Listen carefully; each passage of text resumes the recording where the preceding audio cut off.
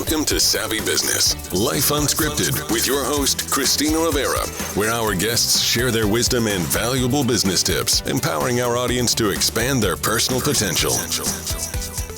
Hi, Kirk Bowman and Jon Wilcox. Welcome to Savvy Broadcasting, Life Unscripted. We're so grateful to have you here today. We're talking about a fascinating topic. You guys came together, a conservative banker and a progressive professor, to come together to reform international philanthropy. People do not realize how easy it is for people to be part of giving and to help others. And you're going to share how you've come together and how everyone can get involved and do something great around the world or in their local community. Welcome, both of you. Thank you so much. Thank you. I'm so happy to be here. You betcha. So let's get started. I'd love to hear your story. How did you even come together, decide to work together? Who wants to start that fun chat? Go ahead, Kirk. Well, we met as college sophomores. We were in Washington, D.C. together as an internship. I worked for a very left-wing Latin American think tank, the Council on Hemispheric Affairs, and Jon worked for the Securities and Exchange Commission. So we had different attire, we had different tasks, we had different philosophies, but we really hit it off right away. And we became fast friends that has endured to this day, which is now coming up on 40 years. Really?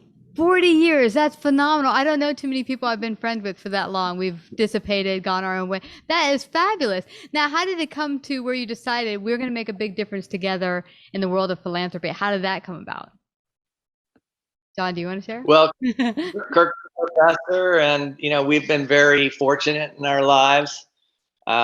We've wanted to make a difference for the better in different communities, and we wanted to try to find the best way to do that. And fortunately, we had some money to give away, and we really started thinking about what's the best way to do that. And it really started with Kirk and I, as we mentioned, longtime friends. But when I mentioned to Kirk, when we decided we wanted to do something, Kirk had a person that he knew down in Rio de Janeiro. His name was Sebastião, and he says, you have to meet this person.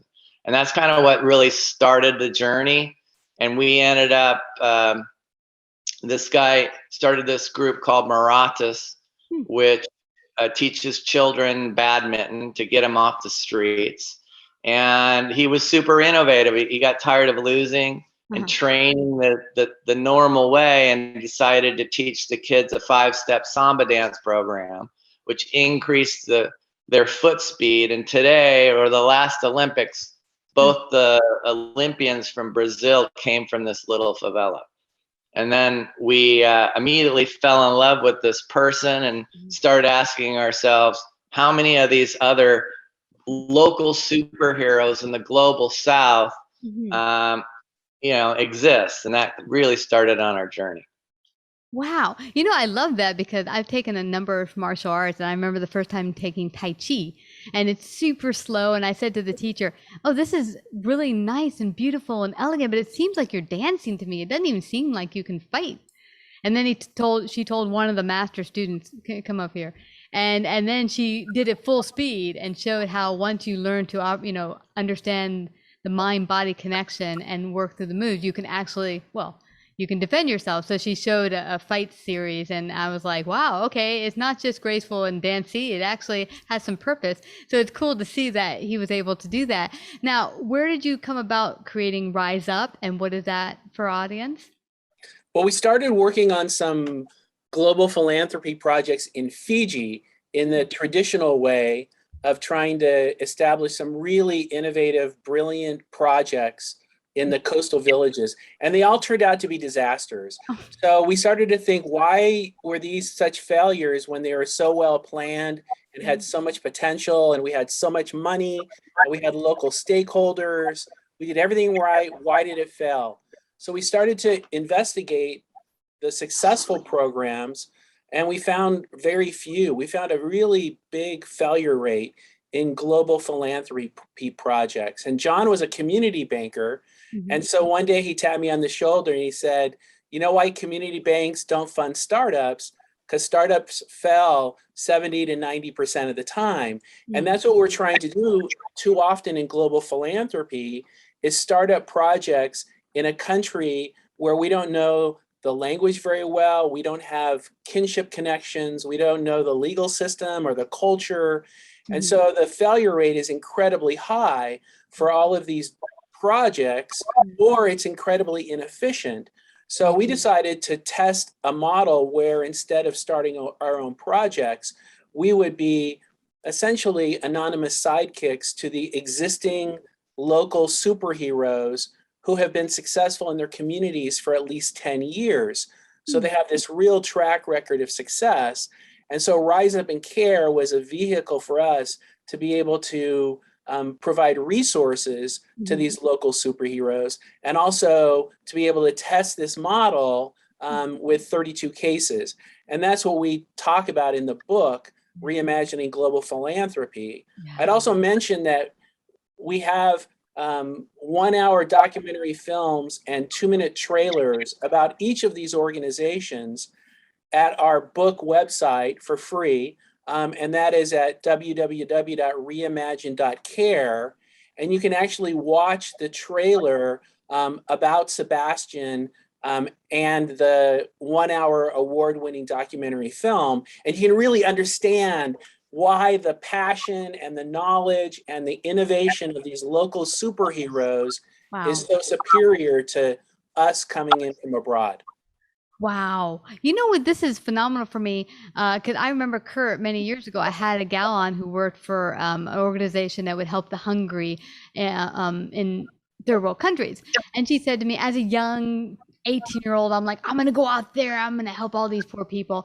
But it was coming from this idea that I'm going to come save them. And she said, lo and behold, when I got to these villages, there were the elders who were like, we know what needs to be done. We just need the resources. And she said, I got humble real quick when I realized, okay, I'm a little kid. Let me listen to these older adults and elders and let them show me how I can help them. And it changed my whole outlook on it. And so that's what I like about this model. It's not coming in from the ground up and doing like a lot of nonprofits where you're just looking for a bunch of money that end up being run out of and used for administrative stuff. This way you're helping people who are local on the ground. They know what they need and you just help them get the resources. I love that. Right. And we take the startup risk out. It's the same reason in banking. I mean, why do businesses fail? Great intentions. They have the right model. They think, maybe a lot of experience, but 70 to 90% of businesses fail for all kinds of reasons. And there's no reason to think that it would be any different in a nonprofit. And the fact is 70 to 90% of nonprofits fail. Great intentions, want to start a tilapia farm in Fiji, but they've never been to Fiji and they don't know anything about tilapia. And so when you take out that startup risk and you find already successful organizations and you become the sidekick, which is what our model suggests, and just provide the expansion capital as you suggest, your results go up 5-6 fold. Wow, that's amazing. Now, if we were to offer anyone excited out there saying the new year's coming and I want to be part of change, how can I get involved? What can I do where I'm at right now? What would be your suggestion to them? Well, we have an entire chapter.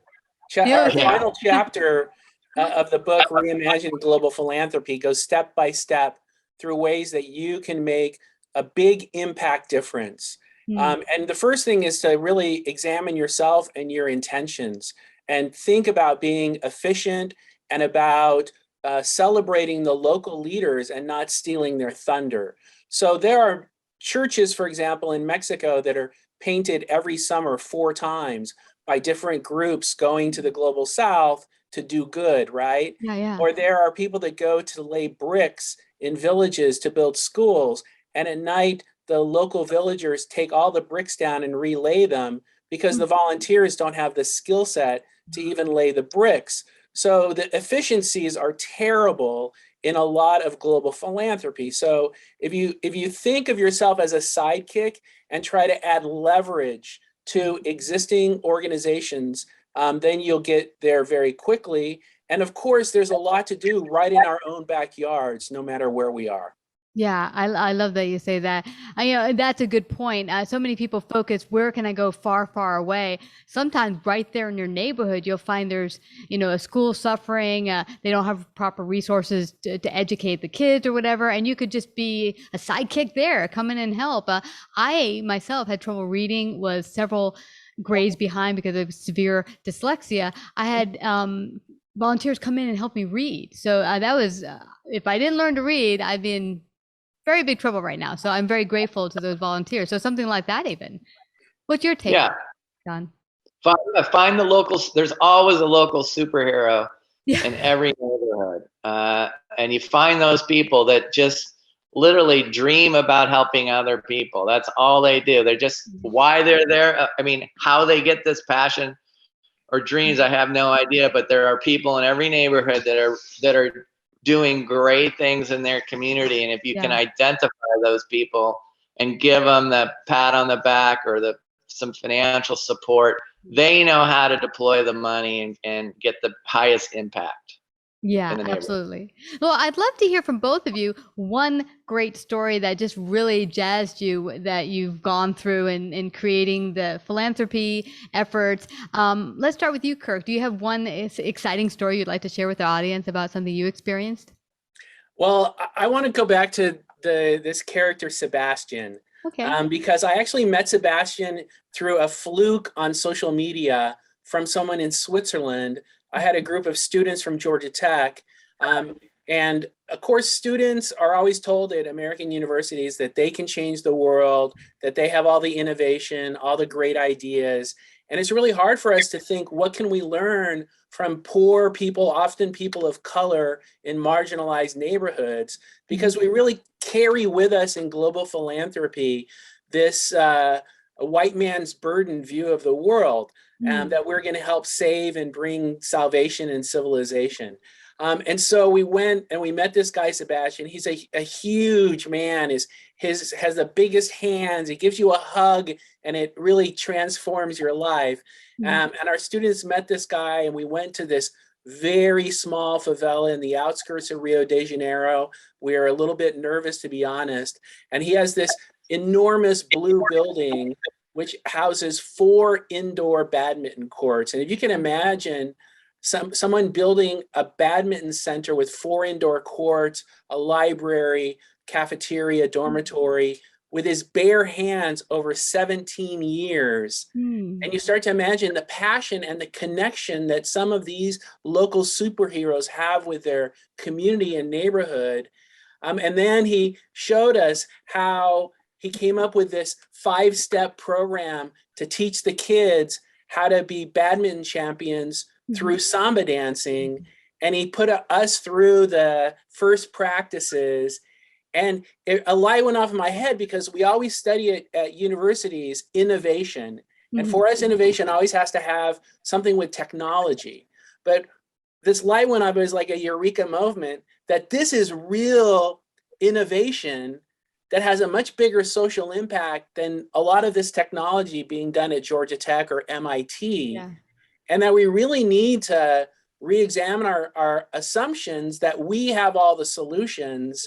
And so Sebastian was this great kind of not only an example, but a teacher to both Jon and I of being humble and recognizing that innovation and leadership can come from anywhere.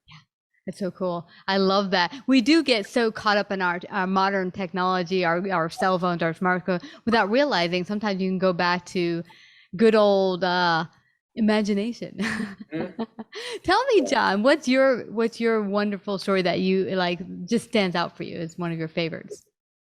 Well, I have many, many stories. Some I probably shouldn't share or can share or shouldn't share. But I think to me, the story that has been so great is just, writing a book, reimagine global philanthropy with my best friend, who in many ways thinks completely opposite of the way I do. And I think part of this story is how the left and the right, if they really truly can come together and find common ground in the middle, what a big difference we all can make, especially in today's world where there's so much polarization. So I guess the story I would like to tell is just the story of a banker and a professor who in many ways thinks completely different, but yet we have probably 90% of our thinking in common. And I think that's true in the world today. And I think if we could put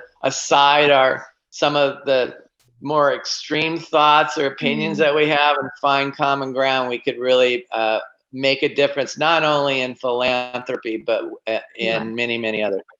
Yeah. I totally love that you say that, Jon, because right when Trump had first been elected in 2016, I remember there were a lot of tension, and we had people coming on the Biz Show just bringing up political points of view. I'm like, hello, business show. What part of this did you not understand as a business show? So we started something called A Heartbeat of the World, where we could bring up really touchy subjects and have people talk openly. And people were just too at odds to want to open and talk openly. But I found at my local coffee shop down the corner, I would just get together and I would just sit with people and say, what's your point of view on this and that? And we just open up, and we'd realize that there's way more similarities in what we care about and want and desire in life than there are differences. But sometimes you get caught up in all these little points of view or whatever's being plugged out there by mainstream or something, that you forget that we all want the same thing. We want love. We want to be able to create a wonderful life and give.